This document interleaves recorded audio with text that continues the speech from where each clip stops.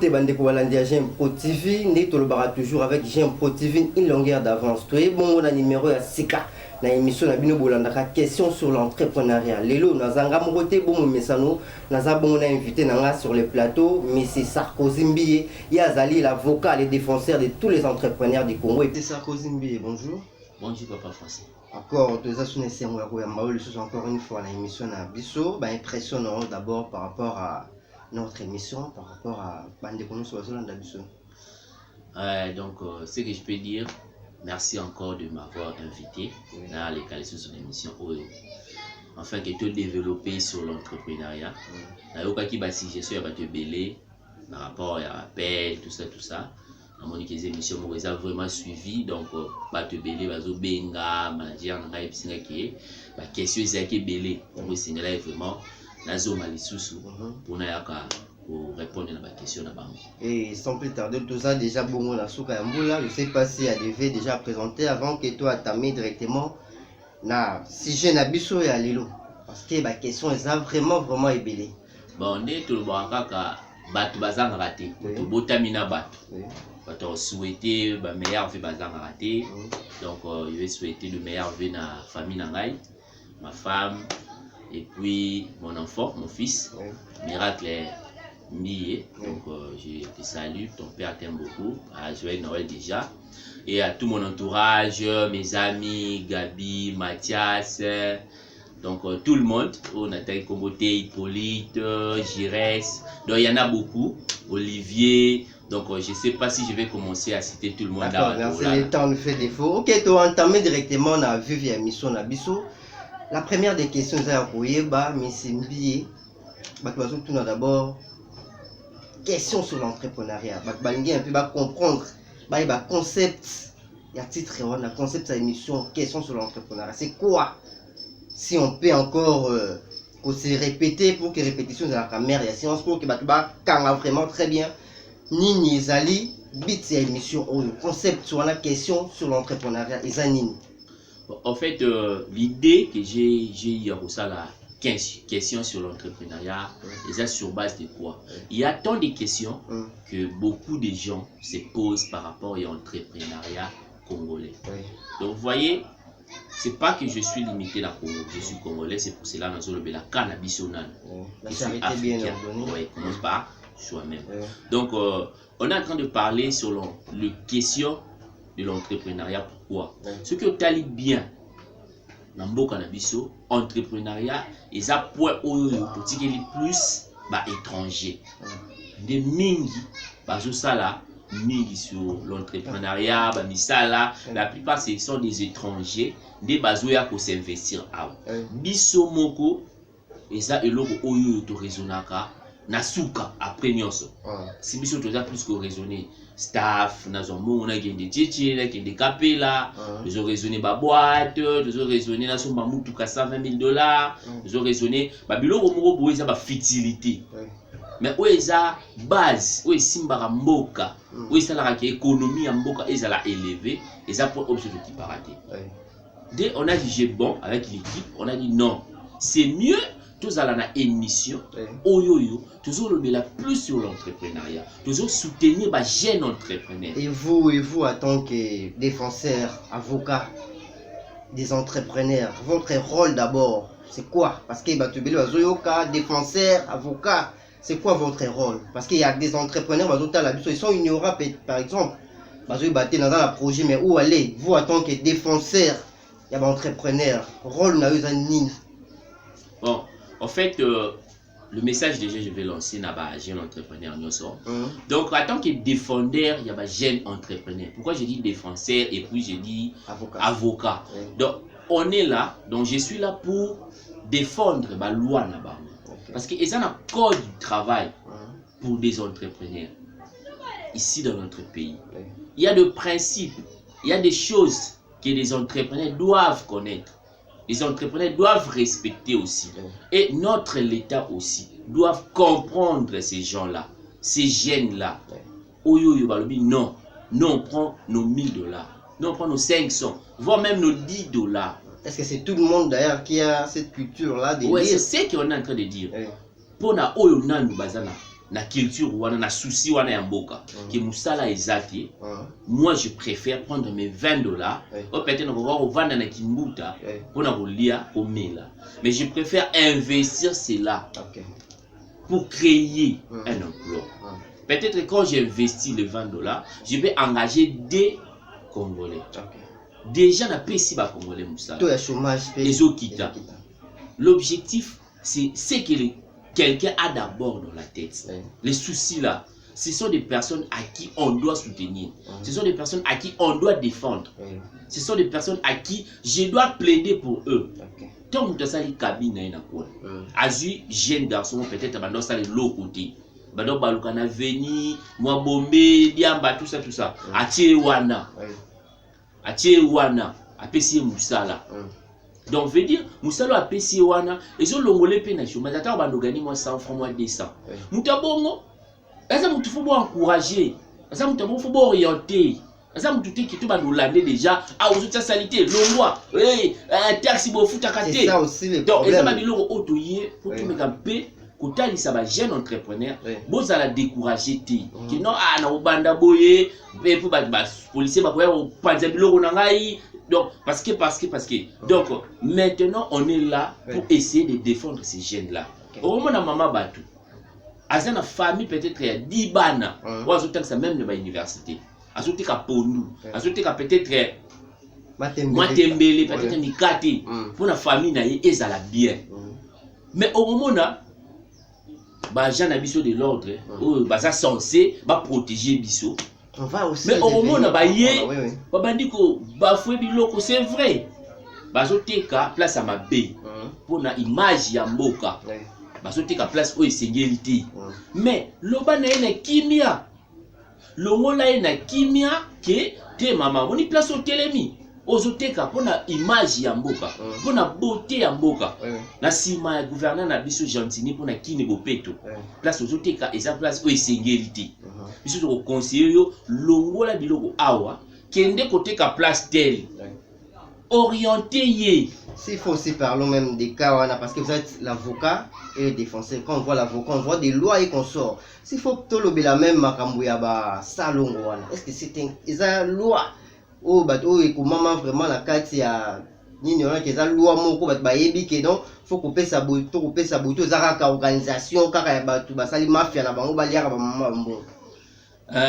Terrain exactement un peu glissant, mais non, le bamo le mot avant pour na parce que ça fait aussi partir de la question. Moi je suis là pas vraiment pour ma cambouana, mais les gens pour nos entrepreneurs. Salongo et Zalaka obligatoire. Pourquoi? On veut garder notre pays propre. On a trouvé un samedi où Zalaka de 6h à 10h. De façon que place au thé qui toute une semaine. Essayer de mettre un peu de propriété, tout ça. Bande bon abisso, oya ba gens nabisso baza sensible à protéger, biso ba aider biso, tout ça là, oyoyo. Gouvernement sengi biso. Donc ba commencer ngabiso ba 1000 francs, ba 500 francs. Sur au PC, si quand nos salités l'essentiel de fouta, ça c'est le PC. Donc les alaki parenthèse. Voilà, on va développer ça après. Mais ça longo, c'est obligatoire. On doit le faire pour maintenir là où tu vends et ça l'a toujours propre. D'accord. Merci beaucoup, M. Mbiye. Tout ce qu'il a toujours la question na bisoana. Mais non, question mon et les sous-sous. Tonto eba, avantage nin. Quels sont les avantages où un entrepreneur à cause d'un avantage? Parce que quand on fait quelque chose, tant que nous, il faut avoir avantage les ala. Parce que tant que tu as avantage, on est qu'on pousser les sous-sous, on ma casse. À quoi bah ça et le oiseau ça la avantage nin. Quand il entreprend quelque chose, quels sont les avantages? Bon, si je vais répondre un peu dans cette question, l'avantage d'un entrepreneur, c'est un avantage qui peut-être Batubele va ignorer. Au moins, être un entrepreneur, tu es le patron d'abord de toi-même. Tu es indépendant. Tu ne dépends pas de quelqu'un. Babiso, tout ça, la rapport, peut-être, osa, n'a souci, il y a aussi peut-être l'eau mais tellement tu dépends de quelqu'un, tu ne peux pas le faire. Pourquoi? Parce que 6 heures déjà, tu dois te réveiller direction ville. Tu dois aller travailler, mon boss va se fâcher, tout ça. Tu vois, nous qui sommes des employés, on est bloqués. Mais quand je suis entrepreneur, c'est moi qui fais le plan de ma vie. na 10 heures, na 12 heures, tu sais comment revivre à l'aise. Tu es indépendant. Un entrepreneur, c'est quelqu'un d'abord qui a l'indépendance de lui-même, qui fait des choses selon lui. Et les autres viennent le consulter. Et puis, il y a encore plusieurs avantages. Quand tu es un entrepreneur, par exemple, et l'entrepreneuriat, c'est le monde auquel tu as la facilité de faire beaucoup de choses, de gagner la vie facilement. Maintenant, j'ai mes $10, ma somme de 1000 € par exemple, qui coûte $10. Je les vends et je gagne $20. Tu peux le faire aujourd'hui. Tu gagnes $20, tu prends les $10, tu épargnes. Tu fais encore les $10, tu tournes. Tu prends les $10, tu épargnes. Quand tu le fais pendant 30 jours, tu vas voir ce que tu peux gagner toi-même. C'est plus que peut-être au lieu de gagner ce que ça n'a pas monté. Donc l'avantage de l'entrepreneuriat, c'est ça. Tu vas développer facilement. Indépendant. Tu es d'abord indépendant, premièrement. Et puis deuxièmement, tu as la facilité de faire tes économies. Tu as la facilité de quitter. Peut-être tu avais une vie misère, mais peut-être tu avais une vie auquel on tournera en rond. Tu sais que tu te réveilles le matin, tu fais ça, on me paiera à $100, $200. Dans ça, la bouée pour 3 jours, aussi. Donc tu vas quitter cette vie-là. Et au Kangamakaka, tu vas limiter dans mon temps robot. C'est un entrepreneur montant et variable. Pour gagner et variable. Tu as la facilité de faire beaucoup de choses quand tu es un entrepreneur. Parlons surtout pour les jeunes entrepreneurs. Qu'est-ce qu'un jeune entrepreneur peut s'attendre à cause de la nini dans l'État congolais? Parce que les jeunes entrepreneurs, belé, bazana ba idée, mais par exemple, ça mikanda boya, ça boya, baza peut-être limité par les moyens. Qu'est-ce que les jeunes entrepreneurs va s'attendre dans l'État congolais? Bon, aujourd'hui, l'État congolais a commis pour tirer moins attention aux jeunes entrepreneurs. Ça la transformation, parce que plus nous, Africains, c'est qu'on doit plus travailler sur la transformation. Parce qu'on a une terre qui est encore vierge. Tout ça dans l'espace. Que tu peux planter quelque chose, le but est body, et puis tu as la facilité de transformer cette chose-là avec accord aux autres signés, libre échange. Tu peux aussi aller vendre ça en Angola, vendre ça na Brazzaville, vendre ça na Côte d'Ivoire, partout en Afrique. Donc, quand tu fais la transformation, par exemple, tu as cette facilité-là. Mais c'est qu'eux, ils peuvent peut-être attendre dans l'État congolais, ils ont appui. Appui, il faut moutou peut-être à Zalawana pour sololer la bango. Mais l'appui là, c'est dans quel sens? Oui, c'est dans le sens financier d'abord. Parce que moi, je dis souvent, un entrepreneur, c'est quelqu'un qui a des idées. Parce que quand tu as des idées, les idées que tu as là, l'appui va venir pas t'appuyer toi à acheter des véhicules. Va venir appuyer ton idée. L'idée que toi tu as là. Tu viens par exemple et tu dis, bon, j'ai un entrepreneur, avocat, défenseur, moi j'ai mon idée de faire ça par exemple. Mais j'ai déjà ça, je suis bloqué au niveau X. Aide-moi par exemple à avoir un financement, bien un financement. Nous, on est là peut-être pour t'orienter. On va te dire, bon, pour avoir un financement chez l'État, voilà, il y a des procédures à prendre. Il y a ça, il y a ça, il y a ça, il y a ça. Par exemple, on ne peut pas aller chez l'État congolais, mais tu peux voir telle personne avec nos relations à nous. On expose ton idée, on dit non, il y a un monsieur qui nous a contacté, il a telles idées. Est-ce que tu peux l'appuyer? Au départ, tu dois d'abord avoir l'idée. Quand tu as l'idée, tu vas voir que l'État congolais va te soutenir. Il y a des particuliers qui ont l'argent, qui ne savent pas qu'est-ce qu'ils vont faire avec cet argent. Ils vont soutenir ton idée. Donc il faut d'abord créer des idées. Ce qui revient à dire aussi qu'il y a des gens aussi qui ont posé la même question. Parce que imaginons que maman m'a qui nous par exemple. Parce qu'il y a aussi des lois. Parce que mboke kotambola te sans mibeko. Vous en avez idée, mais il faut la paix soumis à mibeko. Oh, tu comme on a peut-être à fond moi mouké. Mazon ngasa elo moi mouni. Est-ce qu'on soit tali ba taxe mambo belé. Ils allaient un peu bloquer. Est-ce qu'on a bakawana? Batouana faut basala nini? Desina bakawana. Yango moni tito yé attend que ba défenseur. Tu es pour na kawana. Que mutu alingi asala. Mais azo kokate pourquoi? Parce que tant que azo linga bimisa mutu na liste d'entrepreneurs, il y a la DG qui vient. Il y a l'OCC qui vient. il y a la DGRK, il y a tous ces services de l'État, au Baye, et puis, Moutou, Nana Bandita Kangi. Et comme il faut dégoûter, bah, tu es belé. Biso tu y wana pourquoi? Pour nous faciliter, qu'on peut ça, moi, pon wana, de façon que, oh, y a un jeune entrepreneur, tout à capacité na yé, tout à fort ou azan nango, fort ou ils ont mérité te, abandonner ba procédure à milai. Il faut siko yo biso, tout ça là la défense na yé, tout défendre yé. Pour expliquer par exemple dans l'État congolais, que moni bato bakabo. Par exemple, les lois Mogobo, loi où ils ont protégé Bango. Par exemple, si Bango 6 mois, to une année, que Moutouana a est vrai, sans pourtant avoir un document boy. Peut-être à Gofuta, au Babengi Park, au Bafuta, il y a 500 francs, bah jeton. Bon, il y a un canaille, à Bafuta 500 francs le jour. Comme ça contribue à l'État par rapport à ce qu'il lui fait, mais quand même, ça lui aide à bande d'activité. Mais après les 6 mois, bien après une année, on doit évaluer. Après une année, là, maintenant, on sait qu'il est orienté, il est encadré, il a fait des économies qui permettent peut-être à se déclarer sur Koyo, na DGI, bien na guichet unique directement que non, naza entrepreneur. J'ai y a une année à travailler. Donc, nos députés va aider Bisso, c'est la Bisso, loi wana. Donc, on est là pour parler dans députés, dire que non, nous on est là avec telle somme de personnes. Ils sont par exemple les 100 personnes qui veulent commencer. Maintenant, pour commencer, il y a des difficultés. Mais la loi Nabiso, ils sont protégés par côté. Et c'est maintenant, il y a pour créer loi moko, ou il faut défendre les bango, afin qu'il tente pour se lancer.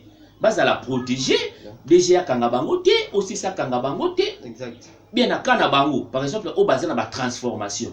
Aussi, c'est par exemple ceux qui produisent Moukutaka, $200 pour nous tester à Moba, pour faire ça bien. Par exemple, dans la Kanabango, on faut tantôt $50. Pourquoi? Parce que à Bandisika, va tester nos produits, va checker, ceux qui ont produit, ils ont contribué à la santé. Il y a peuple congolais. Parce que les gens qui ont mis la lélo, les produits chimiques, ils ont des économies, ils ont des biso. Et puis, si ils ont des économies, ils ont mais il faut tout à l'heure, ils ont mis la nini.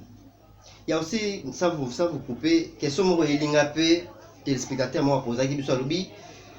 Les Congolais, ils ont des idées.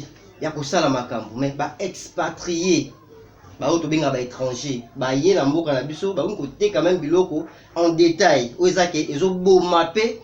Marché à Congolais. Congolais, par exemple, l'idée à créer mon lot, on a mouké, mais à autant la bonne tête à pile, il y a moko, qu'on appelle les bananes de tête à moko. Soit ici, Kawana, yo attend que défenseur, on a évité l'Ilobani, nous koluba. Mon espoir, nous coupé, ça la bateau, bah, idée, on va se mona, expatrié, bah, tout le monde est bacal. Côté, on a message à l'Iboso avant qu'il y ait un entrepreneur ou un défendre. Message à l'Iboso, nous avons lancé na biso ba Congolais. Au moni, et ça passe au mona un Belge, et ça passe au mona Libanais, Indien, ati kande kunaye Indien, akende ko sombe la Congolais. Même si bazote quand même l'eau. Ako kende ko kota mbongwa na mboka na yi. Donc ako kende, yango na tozo kende. Ako kende plus et pas ya ndeko na ye, oyoyo ba uti ne mboka moko asombi, alobi na so kota mbongo wapi na mboka na ngai. Donc biso pe ba Congolais to lingana nani. Okozala omoni Libanais azoteka eloko wana. Atiango en détail. Ndeko no Congolais pe azawana atiango en détail. Message ngana ko pesa zanini somba pa ndeko no Congolais. Bongo ozokotsa wana ezo sunga ndeko na yo, ezo sunga famille na ye, ezo sunga pe mboka na yo. Mais c'est bien, il faut te revenir et nan dans mon total qui n'a 200 francs. Alors ba tie loko 100 francs pour na ba 150. Directement au sommet c'est que ba 100 francs. Yangwana eloko pe exact ezo jouer comme problème na ndengeni. Biso ba petite et moyenne entreprise ba déconnexion ba entrepreneur amitié. Donc problème ezaki biso pe eza premier coaching ndekona biso omoni ba Libanais ba Indien ba Belge ba tunyoso ba yeko s'investir awa na Congo ba comprendre eloko moko omoni place oyo zo boulé o gagner 500 francs 1000 francs yi a gagner 100 francs omoni yo gotie eloko lobi non na eloko bénéfice na ngeza 500 mais pour teka ezo zo temps. Tu vas préférer que son bakuna pas na ye ya za na prix assez peut-être azo gagner ba 100 francs ba 100 francs wana plus azoteka mbongo ezokota ebele yongo na roki sabino likambo ya prix donc botala kana no prix avant otia eloko na yo otali conquérant na yo atie prix nini kuna conquérant nanga azogagner na nini na aspect ya place azotikela pour bango tela ba place bazotika aspect lumière couleur climatisé tout ça en plus bâtir moins cher yo ozoteka na batol moi otandi na se tout ça hotel sous cher na osomba yango zwa biloko na yo oyo moniki na place otiango 250 francs o gagner 100 francs ya bénéfice tiango 200 gagner 50 francs ya bénéfice teka na même prix na conquérant non voire même quitter na se yeso azo gagner 100 francs ya bénéfice pour biloko wana tout ebimaka na souks moko biso tout osomba yango et pas grossiste tant moni bango o bakomi koteka na ba détaillant tant to bando sala ba descendre sur terrain et ça na loi o isoko interdire bango déjà viendra par rapport à la descente sur terrain et ça na ba loi o isoko interdire bango koteka biloko na détail parce que yo yé awa en tant qu'investisseur tu veux t'investir dans notre pays pour que biso to zo misala ozoteka biloko en gros biso to sombi pa na yo to koteka en détail mais tant yo zuli susu kaka même biloko wana au kaboli abu en gros en détail même na ko défisa pas biso batamboka auto tout ça mais c'est ça posé parce qu'on a place wana faute eza ya nani faute eza ya l'état congolais to eza ya ba congolais bango moko parce que ba expatrié wana ozo ba libanais ba indien bango nyonso bazwa déjà moi appui moko boy bazarda moi parasol moko boy na bakonzi na biso parce que tout total na mibeko ba expatrié ba koki jamais koteka biloko en détail on est yebani mais ce bazo ko matina niveau ya koteka biloko o teka pile à 100 francs torche à 100 francs ce que faut c'est ça nani bon faut normalement to robo ki la kaka l'état té l'état a zappé na part na y responsabilité mais faut mususu za pas na biso moko population il faut se prendre en charge par exemple exemple mot banal au moni na ba transport à l'élo l'état a prix fixe ya transport ba receveur ba comme ba demi terrain na ba direct na ba au pompage direct na éviter direct wana a sauter tout à côté bola parce que absence à l'état tout y en a lobby l'état a déjà pris oyo yebani qui tel endroit boye et ça n'a pris nango maintenant ba receveur ba yé ba kisi oya ba mono direct au lieu de 1000 francs, on peut ça 2000. Biso maintenant, on doit se prendre en charge. Tu le dis, bon, le quoi tu es 2000, tu vas matati. Mais il faut aussi l'air, il faut qu'il y ait un moussa. Quand tu es un entrepreneur, tu es libre. Pendant que tu sais que tu travailles chez quelqu'un, on est obligé, on se soumettre. Mais le problème est que aussi il y a suivi PMCMB. Suivi ou on a suivi boyé, effectivement ce lobby nazala qui informé. Qui na tchangu et comme ndengeni. Transport et babeleli. Oh ville Zandu boye 2500. Babandi na receveur. Wana population. Ba s'attaquer na receveur. To ba s'attaquer na receveur wana mabanga, mbata, ba nini. Wala la population la violence. Te na tindi ba na violence, na pesi exemple. OK. Parce que bon le suivi. Yo kana sili cet exemple oh. Ba bandi ko attaquer bango. Premier mutuka ba attaquer, ba kimi. Deuxième troisième mutuka akomobele la sans prix. Combien ote boko taka. Ba komi ko banga réaction à la population. Et bah se répéter l'état. Bah gens de l'ordre va remarquer que place on a agression ko bah comment ça l'année. Baza wana en tenue civile. Ceux qui chauffeur à salaire wana kangi. Pourquoi parce que population na nous a se révolter. Na nenga mabete qui est kutumba na za contre le wana. Te ki na routine na kutumba mituka batuti. Et ça ba emploi ya batu mususu. Et ça ba investisseur ande ba soma mituka wana ba pesi ba d'économie ba emploi. Bande konamune ba yebi ko salela yango te to lobite to tumba ko lobaka non ke mutuka eye to ça par exemple 18 personnes to za na kati ya mutuka receveur na chauffeur baza batuni bali transport ils aura 1000 francs officiellement ba on ba beleli 2500 bobo ya ti boza pressé bomata bomati bo comme na destination bo pesa 1000 francs officiellement 1000 francs ou 700 francs officiellement bo pesa aboya au moni na chaque arrêt, bah gens de transport bazala.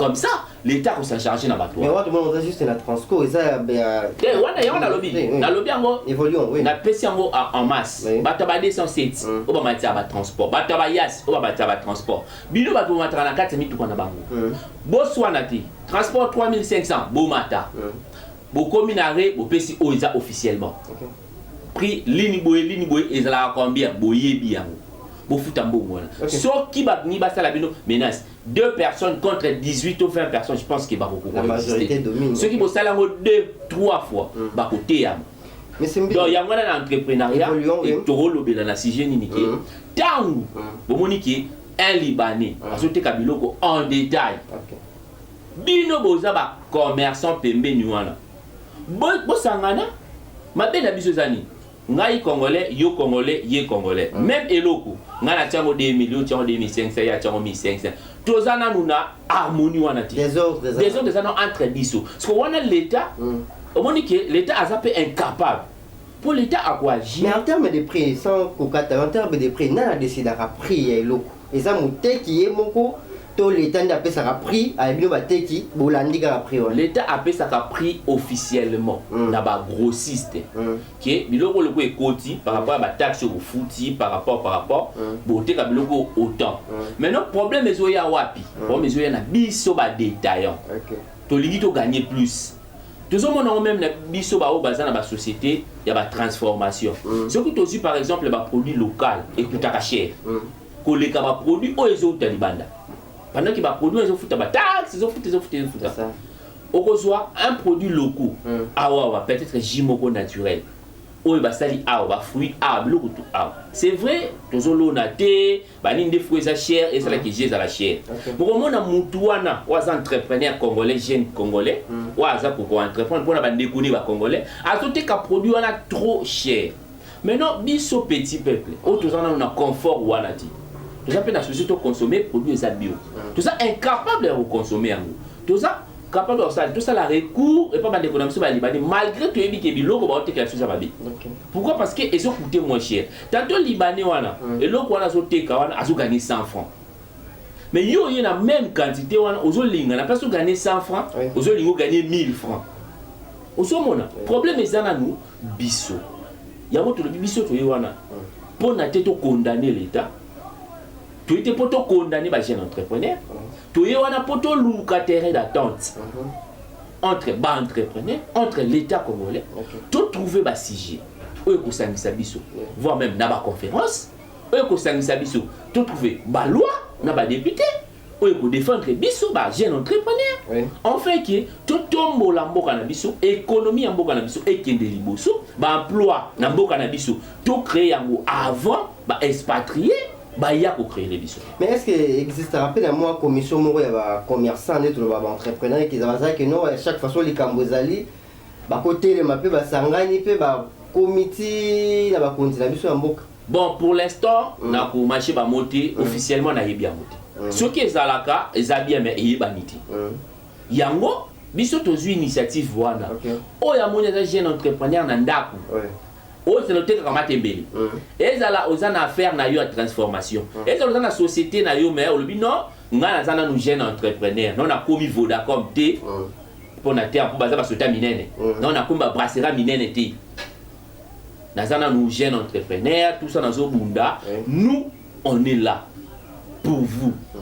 Venez ensemble. To sangana. Boya to sangana, to vanda, to solula. Nini tokoki kosala ensemble pour que l'état na biso a soutenir biso et puis ba député au biso to vota au ba kenda na parlement ba voter les biso ba loi o yezo ko encadrer na auto zo sala ezo batela biso en fait que tout ça la nini to kende liboso pour souci na biso ezaki ndi ba lobi to ya chômage za na Congo ça élevé. Souci n'a pas Equita. Pour Equita, il faut l'entrepreneuriat. Pour Equita, il faut les emplois. De côté que la carte gouvernement congolais charge de ça la misala et va créer la société. Biso to créer. Mais bango tous de la nuit pas na bango appui na bango. Appui na bango. Grâce à Banque mondiale, FPI Zaliwana, ba société amitié lokola ba finka ba vision ba société belé ba banque les autres ça ba mbo pas parce que tout le monde d'accord chité il y a d'autres personnes ba tuni mais non vous en tant qu'avocat défenseur au soukara juste on a bureau ba descendre sur terrain pe boza bon ndenge kaka to ba kini émission biso to ça kaka ya bureau te to défendre bino sina ba place bozali donc to préparer déjà na équipe donc kalamingité vous allez wana pour commencer maintenant il y a pour défendre bino sur terrain vous allez kana plateau té ou na lobby na za défenseur na zo souka la plateau té to bando quitter sur terrain to et pour tout petit problème voilà vas-y le tumba za wana bien caméra comme ça tout monde a bilili ba mnenge zo leka oyo ba buki biloko na ye sur place en direct solo li bazongisi et ba expliquer ni no ko sala place ni ko teka au prochainement et le ko ane ko maté. Donc, la biso. Si maintenant il faut vous contacter rapidement parce que tout le souka. Bon, comme toujours, pour contacter un manager, une émission au Kaka, donc j'aime Pro TV directement au Soran la facilité. Merci beaucoup, Ndeko Balandine. Avec vous avez belé à Kolanda biso.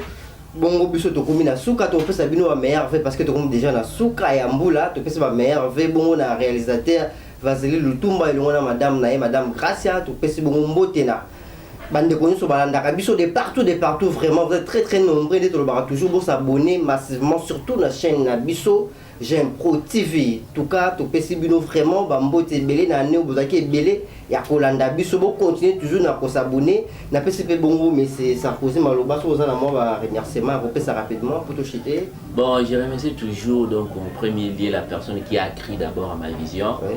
Vasily Lutumba, J'aime Pro. Oui. Donc merci beaucoup de m'avoir soutenu dans l'idée et puis de réaliser en gros et comme quand même quelque chose au bazo landa bazo yoka bazo benga basi je suis au quota et puis ba meilleur fait les sous na libota na mobimba maman abotinga et maman Esther kanjinga balé kinanga nyoso Joël Patrick Moïse basé belé Ben Winner Priscilla Poulet Tracy so na tanga balé ke belé pour te bota maman belé ba collègue nangai Pesibino Bambote, Gabi, Mathias, Nani, Cédric, Viado, Vepichet. Donc, c'est tellement tout ça, Batu. Ça compte pour jeune entrepreneur au Nayebi. Donc, il faut qu'on dise déjà, ça là, bloc comme Longa. Nayebi, société, il y a transformation, il y a jus naturel. Monsieur Laurent Mouachiroa. Donc, félicitations à Moussala Nayo, la transformation des produits Nayo. Donc, autant à comboter par rapport à Makambu, Nengezalaka, il y a Académie Design, il y a société de construction d'un ami. Tout ça, la société pour nous prêter à préparer un paquet. Les alara hyper saro, ce bolé qui on a beaucoup tango. C'est un ami aussi de Sala Kayango. Donc, ils ont un jeune entrepreneur déjà au bazo Sala, Bakabozo Mounan, au Képé dans le supermarché Koutiango. Donc, moi, ce que j'ai dit seulement, Oyo Balandi Bisso. Vous continuez toujours pour s'abonner à la chaîne Oyo. Si je suis sali, Bégi numéro adhérer à la vision où il y a jeune entrepreneur Boya. Donc on va commencer à parler dans tout. Donc on va vraiment parler, on va vous orienter, on va vous coacher. Donc merci beaucoup Hervé, bonne année à tous. Depuis 2023 merci beaucoup Bozaki Belé. Héros dans l'ombre toujours toujours la décoration plateau. Maman Grâce Bibilinda. Nous saluons vraiment le travail au Salis, surtout dans l'année où on a J'aime Pro TV. En tout cas, vous méritez beaucoup de respect. Les réalisateurs les plus pros, Vasily Lutumba, ma big dédicace, c'est un Hervé. J'aime Pro toujours, J'aime Pro TV, maison de production. Merci pour l'année Moussala Boussali. En tout cas, Toko toujours l'année 2023, Toko la décidé. Et puis, Ngamoko, votre humble serviteur. Français Memo. À suivre.